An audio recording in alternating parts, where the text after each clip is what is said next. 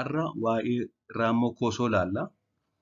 Raammoon koosoo kan nama qabu foon dheedhii nyaachuurraati.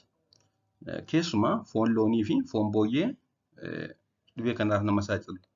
Foon dheedhii, foon booyyee fi foon loonii. Gama mallattoo dhibee kanaatti yoo deebine yeroo hedduu namoonni raammoo koosoo qaban mallattoo hin qaban. Mallattoo malee jiraatu jechuudha. Mallattoo osoo hin agarsiisin marrimmaan namaa keessa jiraata. Haa ta'u malee mallattoon isaa yoo jiraate inni guddaan raammoo adii kan battee ta'ee bobbaatti waliin yookaan akkanumatti dhufee uffata keessaa irratti ofirratti arguudha. Raammoo adii dheeraa battee ta'ee yeroo bobbaa baasanis haa ta'u osuma bobbaan baasin uffata keessarra jiraachuudha. Kana kan yeroo baay'ee mallattoo dhibee kanaa keessaa kan nama naasisuu fi inni guddaan. Darbee darbees garaa ciniinnaa yookaan dhukkubbii garaa darbee ni qabaata.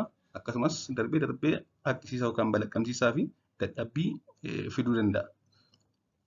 Fedhii nyaataas ni cufa daa'imman biratti. Akkasumas nyaata daa'imman nyaatan jalaatii soorachuudhaan hanqina nyaataallee akka isaan godhataniif isaan saaxiluu mala.